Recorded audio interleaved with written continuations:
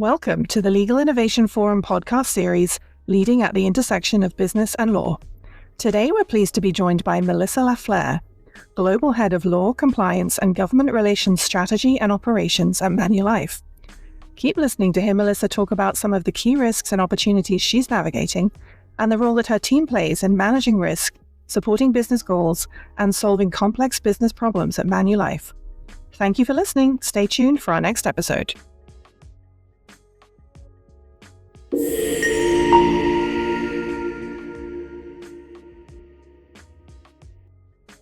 Welcome to the Legal Innovation Forum podcast. Today we're interviewing Melissa LaFlair, who's the Global Head of Law, Compliance, and Government Relations Strategy and Operations at Manulife. Melissa spent just over a year at Manulife, previously working as the Director of Legal Operations at the WSIB. She is a solution-oriented, data-driven, executive-level business enabler and lawyer, and managing large budgets at Manulife. So thanks for joining us today, Melissa. Thanks for having me. Happy to be here. So Melissa, I've known you, I think since day one of the forum, or when we started doing them in Toronto, which is six years ago now. So delighted to get to interview you, to learn all about Melissa. And also, Manulife is a great Canadian institution. The insurance sector is something that Canadians are very good at. And so certainly, I think lots to unpack in today's conversation. So to start, tell us a little bit about your career path and how it brought you to your current role at Manulife. So I love this question because it suggests that there was a plan and that there was a path. I would suggest that my career journey was less a path and is more a patchwork quilt. So, a lot of people look at it and are trying to understand how the dots connect. I think, one of the reasons it's a quilt is the drivers in my decisions to make changes and accept roles have been based sort of a cocktail of factors from work-oriented and really seeking opportunities that allow me to learn and grow and build. I love building things. So whether it's skills or teams or functionality, while also balancing my needs as a parent, my personal health, my fitness, mental health, like all of those elements. And none of those are static. My kids weren't toddlers forever. It was, so the needs of the roles evolve over time. And I would say that the common theme throughout each role has been an interest in understanding the client perspective, the basis on which clients assess value and how the services are delivered. So, a lot of people focus on what the output is. I'm probably more focused on how was that output created. Is it a process that delights, or is it absolute frustration, and you end up at the end of it saying, I had a home renovation that was, at the end of the day I got what I had asked for at the beginning, but the process of getting there was so horrible that I really wasn't happy with the output, even though, technically I had physically what was needed. So I am sort of experience and relationship curious. Right. So that's an interesting approach. I mean, I think it's a mindset. Two things I draw from that are you built a career that's also purpose-built to run alongside your life. Yes. Which I think is actually a really innovative thing in itself. I think we see that happening a lot more as I observe, right? And certainly we have a generational shift going on in the sector, and you see people seeking that out more. I have people come to me all the time and say, I'm tired of being a lawyer, and do you know what I should do next? And then, I sort of help where I can. And so I think that's a really interesting thing. And you referred to it as well as patchwork. We say the career lattice versus the career ladder, right? People sort of work their way around. So I think you're an embodiment of that. And I think it's fascinating, where where your career has gone to date, and obviously an evolving story. The second part is that interest in the process rather than the output. And that too is actually really fascinating to me. I enjoy I enjoy the process. I don't necessarily have an end goal in mind when I work on my business, for example. Yeah. I enjoy the process, and I enjoy the learning, and I enjoy the refining and the iteration and doing it better next time. So to get into legal operations and start thinking about those processes, was there an aha moment in your career that you said, oh, that's really interesting. Technology, process, it's not just the legal output that is really capturing my attention? If I were to pinpoint a specific moment, I think there are two parts to that question from my perspective. One is I'm just oriented that way. Like I didn't know I was, I didn't know how to articulate it until I started finding out about this whole, PM and different techniques and methodologies, because to me it's just common sense, but I didn't know how to articulate it. When I realized that it was a different perspective from in a legal context, really hit home at two moments in my career. One, when I was practicing in a firm setting, and I was working on two very different transactions. One was for a massive US-based organization that had very little footprint up in Canada, and they were using me as their jack of all trades, general manager. I was finding people to help them get liquor licenses. Like it was not, it was not a traditional legal role. And I'd be running around like a chicken with my head cut off, really helping them establish their business operations for, an acquisition they were making, and getting things up and running. And I, would be nothing ready fast enough for 8 hours, and I'd be able to write 8 hours, but it was huge value because they didn't have anyone else in the country that could do that. And at the time I had some peers that were working on takeover bids and sitting at the printers and waiting for the next draft of the prospectus to check for typos, and they're putting in 14 hours and having a more relaxed day. And I was like, I don't really understand how the billable hour reflects the value of the output. Yeah. So that was already sort of, one sort of data point and curiosity and then it really hit home on another actual takeover bid that I was working on. There's a structuring problem from a tax perspective. We were all pulled into the room. There's the senior tax lawyer, the senior securities lawyer. I think in total there were maybe 6 of us in the room, and the tax people explained the problem and drew the pretty boxes that they love on the board, and were saying, here's the problem. And it was going to cost millions of dollars.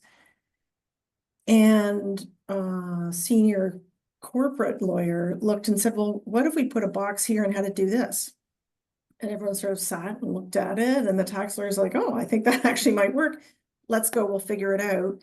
And took them a few hours to figure it out. So I think in total, the group maybe billed $5,000 based on time, and we literally saved millions of dollars for the client. So I saw examples like that, and I understand the billable hour is a measure that is relevant, but I don't understand it being the only measure.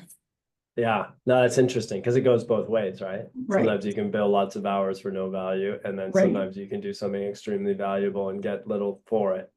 And I want to touch on that a little bit more. I'm sure our law firm listeners will be very interested to hear what Melissa's thoughts are that now at Manulife. So let's move on to the your current mandate at Manulife, which is by the outline of your title, broad.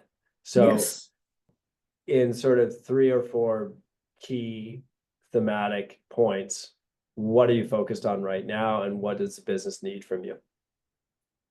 I think one of the key things is building the operational foundation for an integrated function. So the law, the compliance, and the government relation teams all do an excellent job of supporting the businesses that they work with, but it's not necessarily in a coordinated, centralized manner, especially as tech becomes more and more prevalent. There are common problems and common pain points that the teams are addressing. And if each team, I think there are, 28 law teams within the organization. If each team goes and creates its own tech solution to, the needs of the business areas that's being supported, you can have, who knows how many tech solutions out there being supported, and that isn't really as efficient or as effective, and creates silos of efficiency and information, and complexity when you're trying to have systems talk to each other, because no one works in isolation. When you're looking at a global team, part of my role involves figuring out where there are opportunities to, centralize those efforts and consolidate those efforts, and where are there gaps. One of the, biggest challenges for law teams in particular, compliance is different because there are usually regulatory drivers that, create the need and the burning platform that allows some of the tech investments to be made. But from a law perspective, if you're not in the business of law, if you're not a law firm, you're an enabler and you're a cost center. And so it's really hard to make the business case for the bigger investment in a longer term solution when lawyers, figure out how to make it do, and coming up with the business case and the data to show that that really is not a good use of very expensive resources, and that, the investment in the common technology like document management systems and content management and matter management that all talk to each other is a good investment. So that's, what the focus of my role is. Right. In terms of the business right now, right? It's interesting, actually. Like our major theme for 2025 is we live in a risk-on era, and that could be perceived as a positive thing in the financial markets. We're seeing it's an era full of varied, multifaceted, complex, evolving risks. So organizations, to navigate that landscape, really are relying on lawyers to help guide them through that, and lawyers need to step up to basically provide that navigation value to organizations, because it can be quite existential for them. What's also interesting in the context of that overarching theme is that Manulife is in the business of managing risk in the first place. So I want to get your thoughts on that. We live in a risk-on era. Manulife's in the business of risk. You only have to look at what happened last week in California, which was, last week's leading story. We have a different one this week, or a different set of stories this week. But for insurers, climate risk is real, and for people, it's real. And those are very visceral images we were all witnessing last week about how on earth can one of the second biggest city in the US be burning down. That can't happen in a city.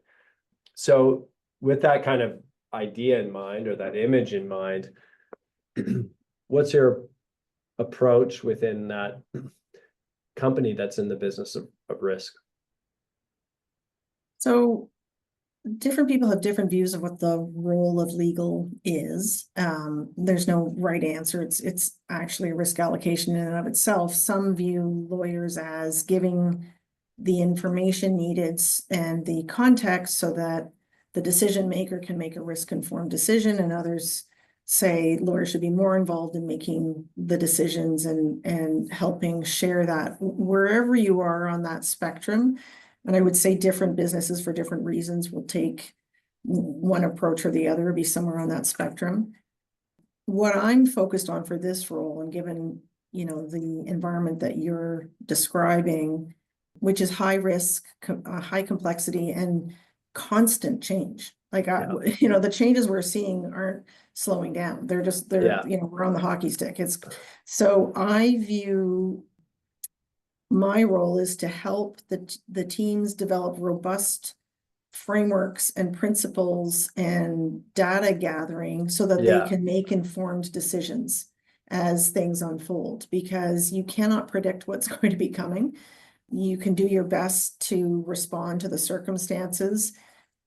To me, we're fulfilling our role if it's data informed, robust inputs that allow people to be comfortable that they made the best decision possible in the time and the circumstances. Yeah.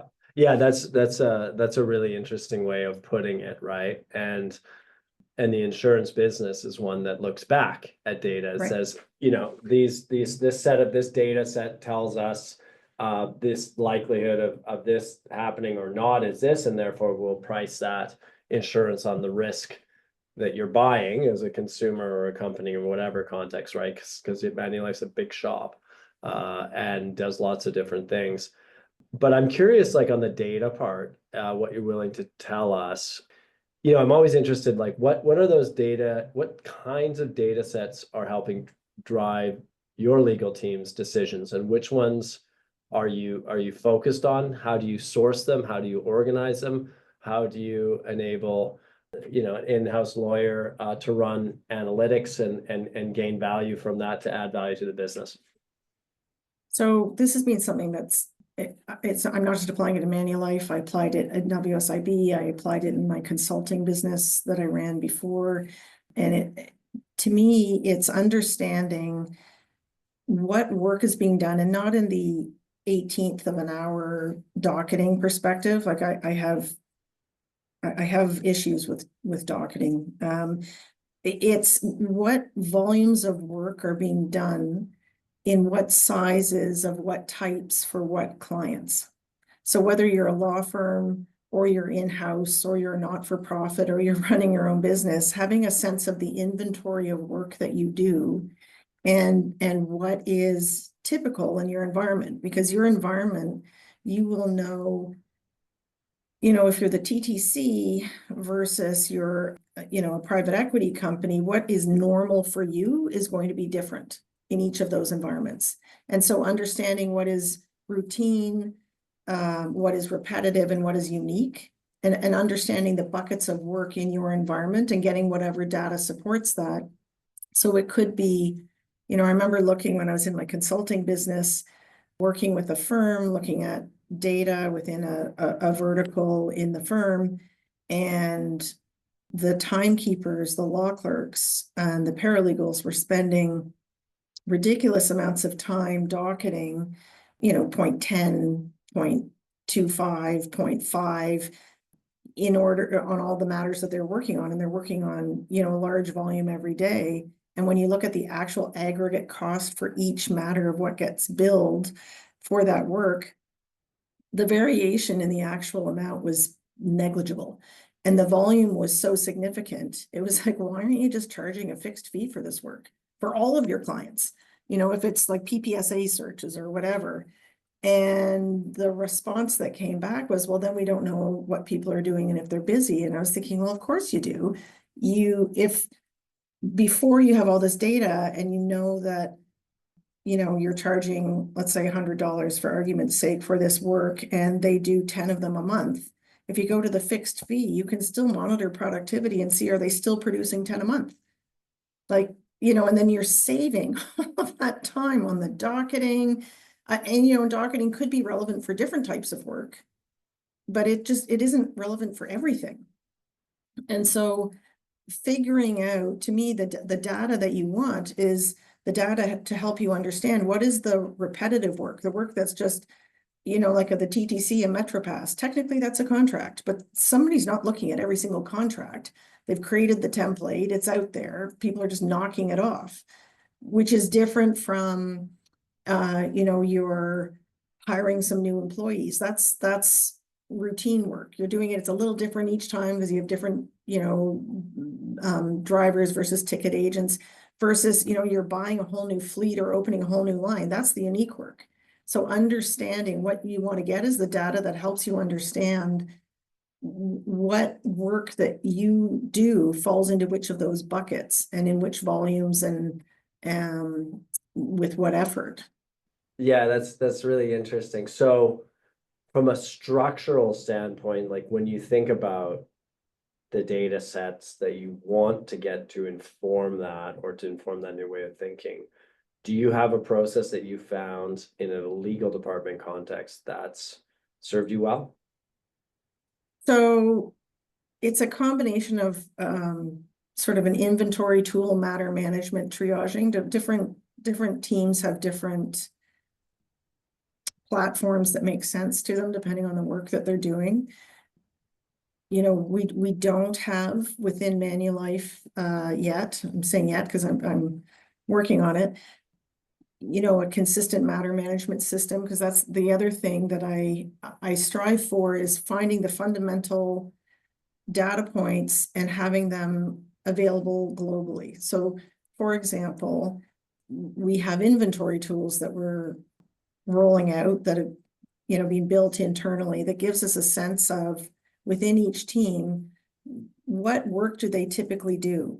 And what the M&A team does is going to be different than what the litigation team does. So what are the main buckets of work?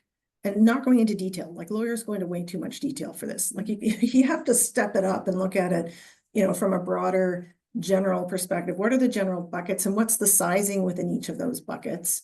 And let's find a way with drop downs and that's, you know, pre-filled categories that's super easy for people to fill out, but also creates consistent, reliable data, and use those same categories across all the platforms, you know, for external counsel management, for internal matter management between teams, recognizing that it's set up so that it's means different things. So what you can look and say, oh, these teams, they deal with a lot of small matters, they deal with a lot of extra large matters, recognizing that what small means for one team is very different than what small means for another. And you have to be able to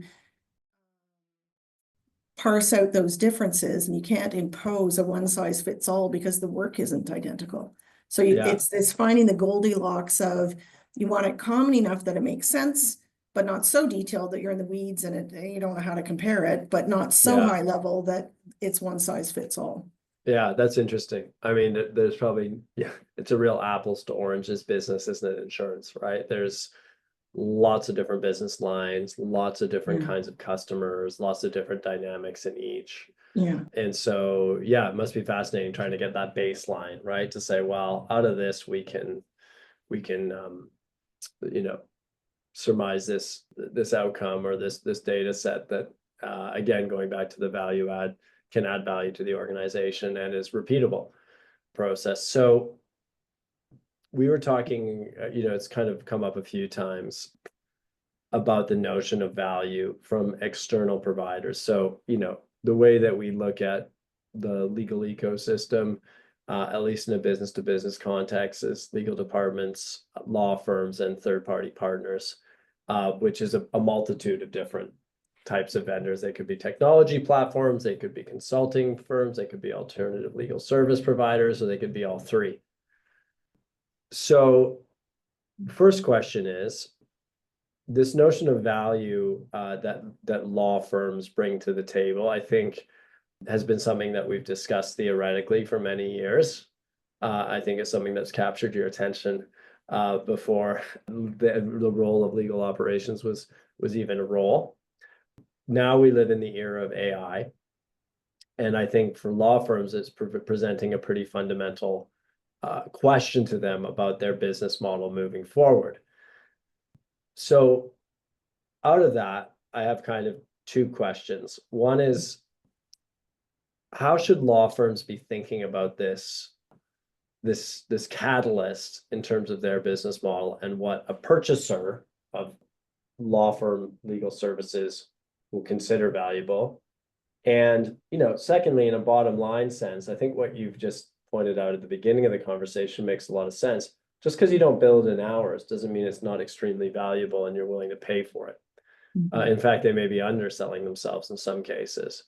So that sort of tension that you see with the billable hour model, do you see AI being a catalyst to help resolve it?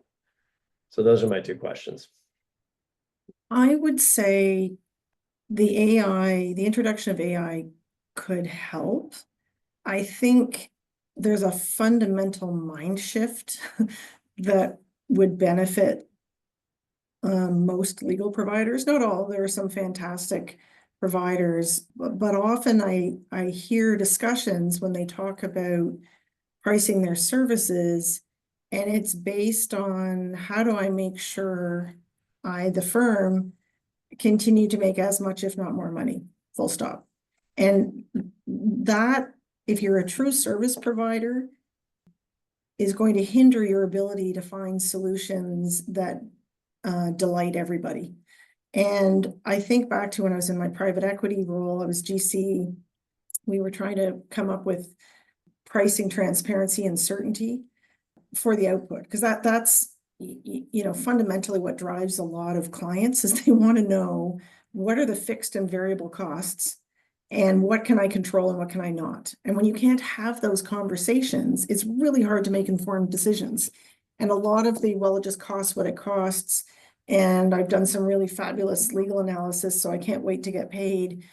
If the problem was a $10,000 problem and the legal bill is 15,000, it's actually making a problem worse. Yeah. It doesn't matter that was brilliant analysis. Maybe that analysis shouldn't have just been done in the first place, and you just say to them, take the risk. Like, it's not. Yeah. So it's not like a toy manufacturer gets to say in the holiday season, well, I made 40,000 of these toys, and so everyone has to buy them because I made them. It's like, well, maybe they'll like them and maybe they won't, but so that risk, maybe they'll sell and maybe they won't. So that risk isn't part of the discussion. And going back, because I alluded to it or mentioned in my private equity, we were trying to understand pricing, trying to get transparency, trying to understand the decisions and implications, and when, pricing deals, what to build in for, external legal. And we had the same problem with IP opinions. And the intellectual property counsel we used would do these very thorough memos of the intellectual property estate of the asset we were buying. And they would be, inches thick, cost, a lot of money, 100, 200,000, like they could be really, really expensive. And we started parsing them about and saying, like, this is, not ideal, and this cost is coming at the end. We still want to close deals at the same time. And of the two counsel that we worked with, one of them went off and took the challenge to heart and came back with a sort of a triaged approach where if there were 40 patents in the estate, they would say, okay, we've done a quick analysis of all 40, and there are really only 3 that are key for this investment that you want to make. So we'll look a little closer at those 3 and see if, at first blush, there's anything horrifying. Because if there is, like, we'll talk to you because maybe you don't want to make that investment, because we're doing all this other work in parallel too. So this is just, one piece of our diligence. Instead of the old process, which was look at all 40, soup to nuts, all the way to the end, then at the very end come to us and say, here's our analysis. This estate looks solid, or it's kind of sketchy, or, oh, like, avoid it, it's terrible. So, they brought in this process that from the firm's perspective meant they were looking at fewer patents. They were doing less work. They were going to get less money from us, but we would be happier because, we had all these broken deal costs because we're going all the way through and finding out at the end it wasn't a great investment, and that's not good for our business. So the firm voluntarily came to us and found a way that we would be paying them less, but we would, for the things that went all the way to the end, we knew we would be closing and we'd be minimizing our costs. That was true client service, because they had no guarantee that they were going to maintain their income or their stream with us. The other firm sort of fought it, didn't embrace it, and we just stopped working with them because they were doing everything they could to maintain their income stream with us. Right. The great irony is the firm that worked with us, because we were able to redeploy the money that we were spending before on broken deals, we did more closed deals, so our work with them actually increased. Yeah. Yeah, that's a stark reminder. So do you think that this impact of AI, do you see this as really being a fundamental turning point where, in simple terms, as a purchaser of legal services from law firms, a big purchaser, I would Yeah, imagine. I mean, AI is going to impact everybody. And I Yeah. think the impact initially is going to be on the lower risk, lower complexity work. Yeah. And to the extent that there are pretty healthy margins on that work, that work is not going to continue because people are going to be able to do it themselves. Yeah. The heavy lifting and the larger volume, lower risk, higher volume work is definitely going to be impacted. I think AI isn't there yet for the nuanced, higher complexity work. But I do think that there are elements, even of those massive deals or the really complex stuff, there are elements of it that will also benefit from the AI. So I think, when you start getting the cost benefit, and I'm seeing right now firms asking for 25% increases in their billing rates. Yeah. And they're going to price themselves out because I'm just going to find ways to do it without them.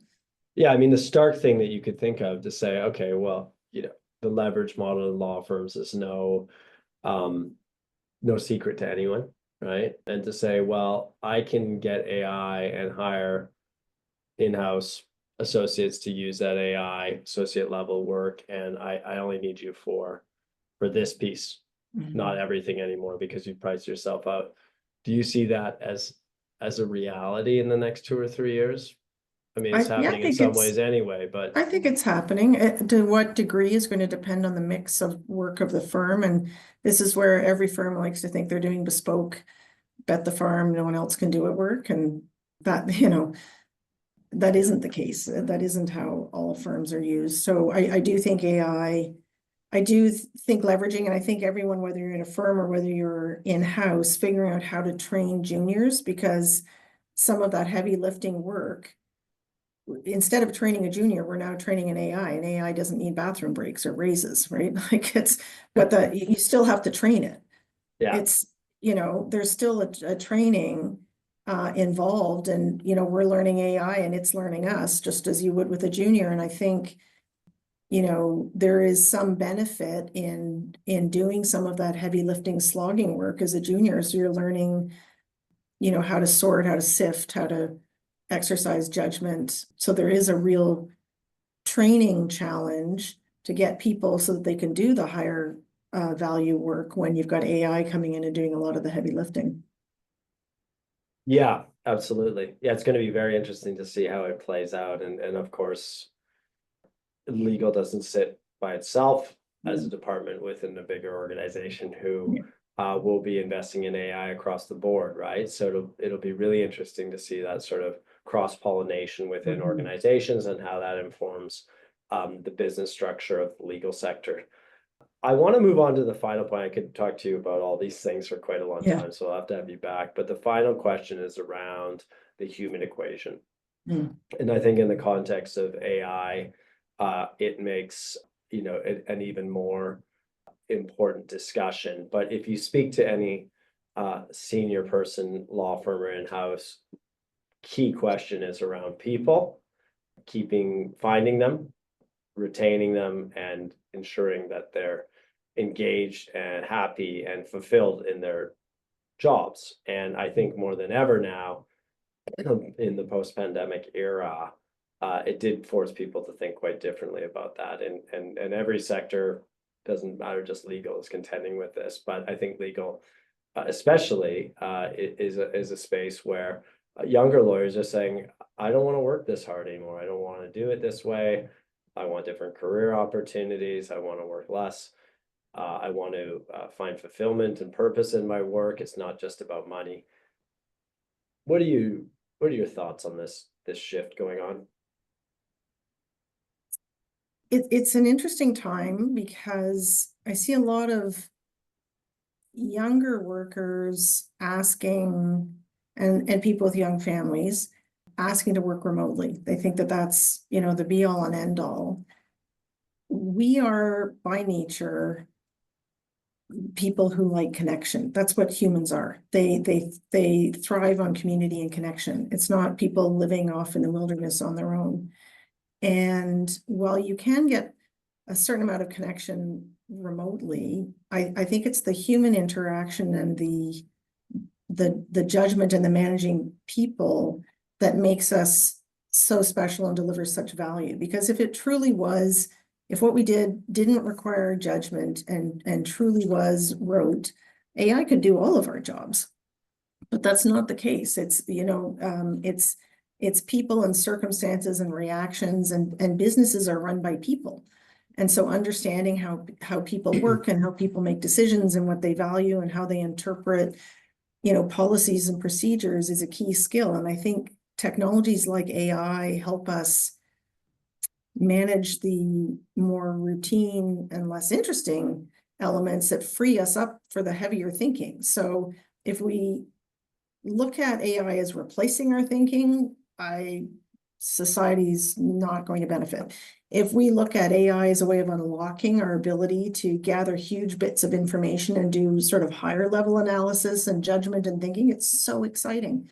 And figuring that out and working with people and having a combination of in-person and on your own, like a lot of law involves analysis and deep thinking. So people like being quiet, which is why, having, a work from home can be appealing. But the reality is, if you're not interacting with people, it's very lonely. And I don't think it's a coincidence that, mental health issues have gone up dramatically. I also observe that, people that are new to roles and the larger the organization, the harder it is to figure out how to get things done, who to talk to, who to interact with, how, what's the culture, how do things get done here? If you don't have that interaction, you're sitting, waiting for a Teams invitation and not sure if you can bother somebody. So I personally worry that people think that they can thrive independently and not have human connection and human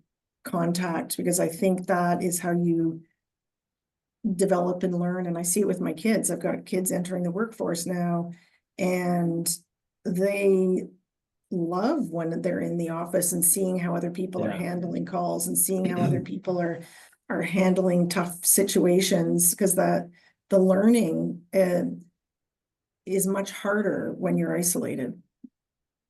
Yeah, and innovating is hard when you're isolated too. I mean, this is a really interesting conversation. That's a really interesting take on it.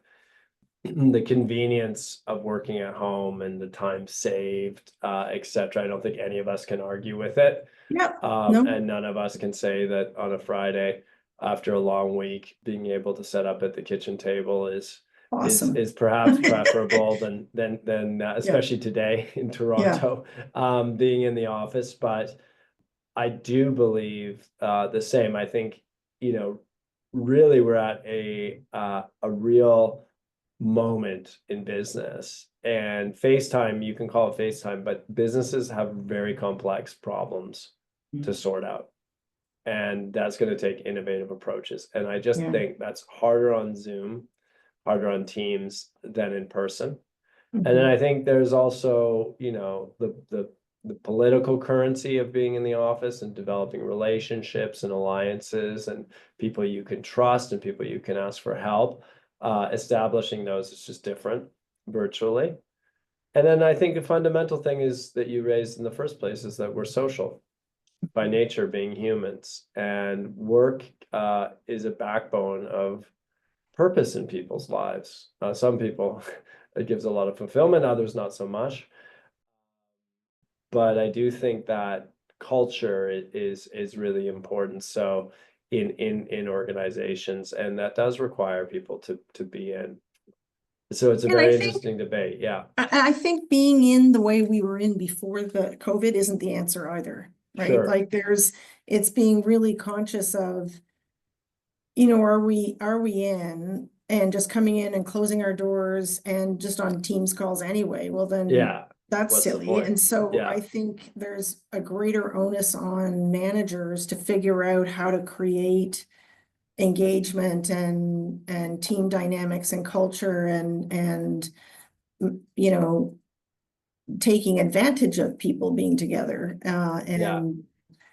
If people are treated as cogs, it from a COGS perspective, it's like, I don't care whether I'm here Yeah. or at home, I'd rather be at home. Yeah, So, or at a different company entirely. Right, Why not? right, Like, what's the difference? I'm just right, performing a task, and as long right. as I have broadband.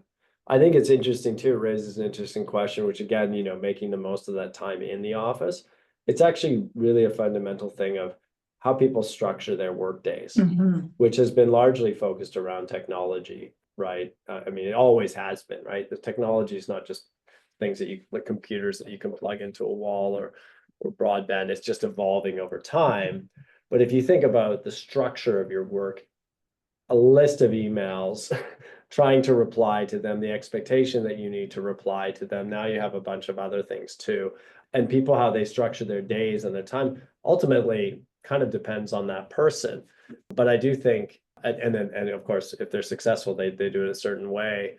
But I do think having that sort of enforced in-office time and using that wisely versus the other stuff that you do when I go to work is something that deserves to be questioned too, and thoughtfully questioned, right? Because people need to see the incentive of it and the value of it, and what's in it for them, to be in. To be blunt, part of it, what's in it is a paycheck. So like, Well, yeah. Like, I because agree. I hear people who are like, Yeah. oh, well, this doesn't work for me. This doesn't work for me. This doesn't work for Yeah. me. I was like, okay, well, you're not going to get paid. Yeah. Like, there's a give Yeah. and take. There has to be a Yeah. balance. There has to be a conversation. It's not all one-sided for the employer or for the Yeah. employee. It's like, you got to find the mix that works for your skills and your interests, and vice versa.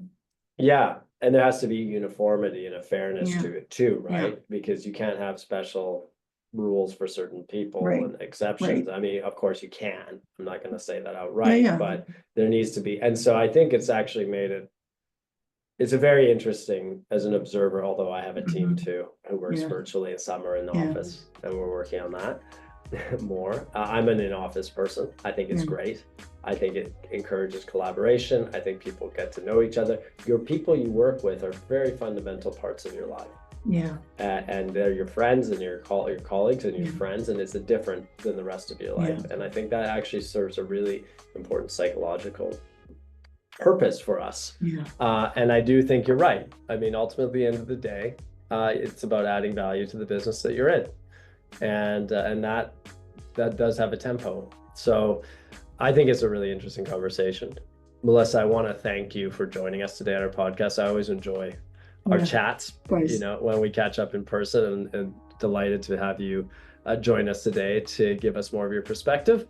And looking forward to having you back on the show soon. Okay. Well, look forward to it. Thank you.